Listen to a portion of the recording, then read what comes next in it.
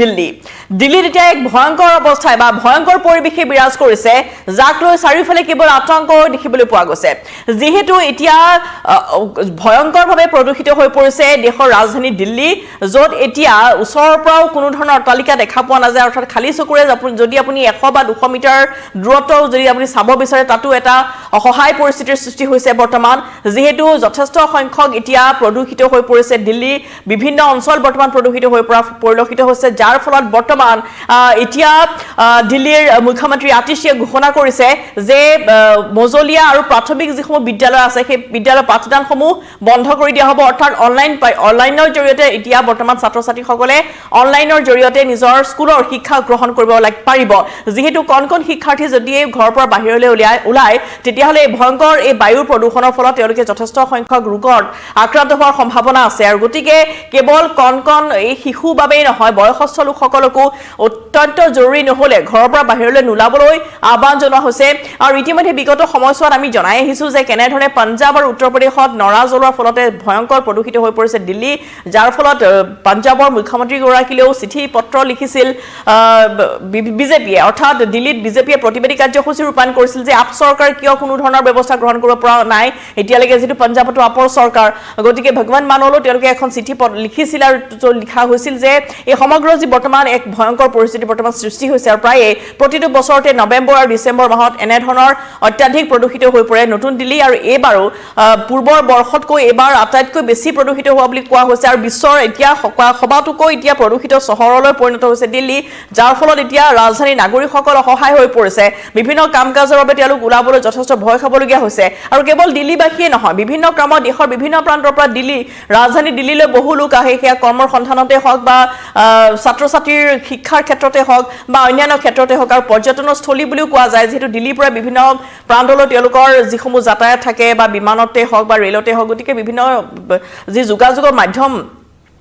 বুলি কোৱা হয় নতুন দিল্লী গতিকে নতুন দিল্লীলৈ এতিয়া বিভিন্ন কাৰণত মানুহ যাবলৈ ভয় খোৱা হৈছে যে দিল্লীৰ এতিয়া এনে ধৰণৰ পৰিৱেশৰ সৃষ্টি হৈছে যে অকমান বাহিৰলৈ ওলালেই মুখত কোলা সামনি পৰি গৈছে বহু লোকৰ যেহেতু যথেষ্টভাৱে এতিয়া বাহিৰত ধূলি ধোঁৱা যাৰ ফলত ওচৰৰ পৰা আন এটা স্থানলৈ যাব নোৱাৰা অৱস্থা ডাঙৰ অট্টালিকাসমূহ চকুৰে মনিব নোৱাৰা অৱস্থা এনে ধৰণৰ সৃষ্টি হোৱা পৰিলক্ষিত হৈছে আৰু এতিয়া সকলো নিৰ্মাণ বন্ধ ঘোষণা কৰা হৈছে প্ৰশাসনে এটা ব্যৱস্থা গ্ৰহণ কৰিছে য'ত অত্যন্ত যিসমূহ জৰুৰী নিৰ্মাণ কাৰ্য চলি থকা নাই অৰ্থাৎ যিসমূহ অট্টালিকা নিৰ্মাণ কাৰ্য যদি চলি আছে কোনো প্ৰান্তত গতিকে সেই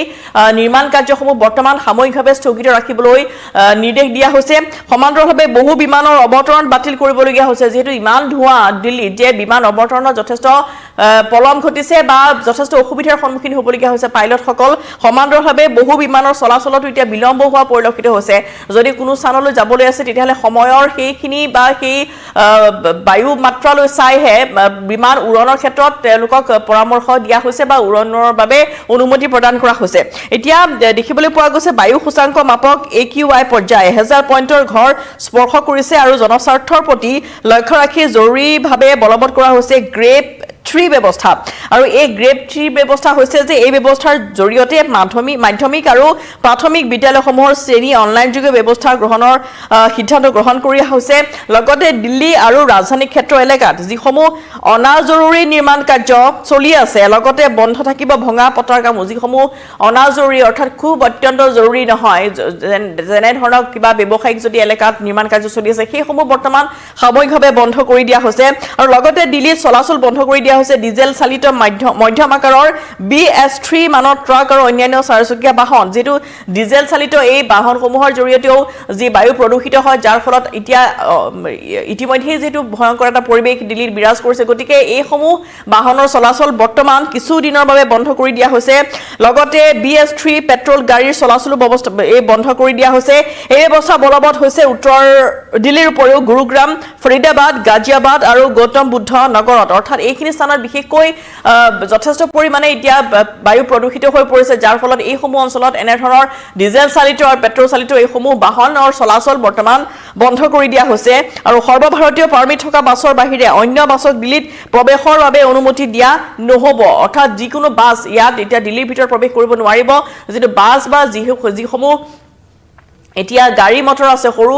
ডাঙৰ বাহনৰ এই চলাচলৰ ফলত যথেষ্ট যেহেতু যান-জঁটৰ সৃষ্টি হয় আৰু সমান্তৰালভাৱে যি ধোঁৱা ওলাই বাহনসমূহৰ পৰা সেই ধোঁৱাই যথেষ্ট প্ৰদূষিত কৰি আহিছে দিল্লীৰ বায়ু গতিকে সেইবাবে এনে ব্যৱস্থা গ্ৰহণ কৰা হৈছে আৰু এতিয়া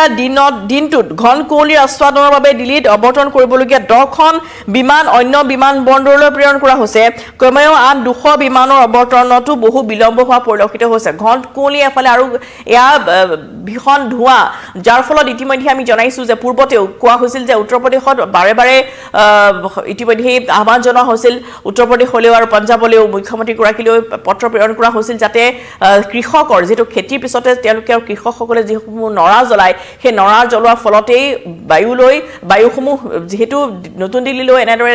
বিশেষকৈ এনচিআৰত যথেষ্টভাৱে বায়ু প্ৰদূষিত হোৱা পৰিলক্ষিত হৈছে গতিকে নতুন দিল্লীৰ এনে এটা অৱস্থা সৃষ্টি হৈছে এতিয়া যে হততে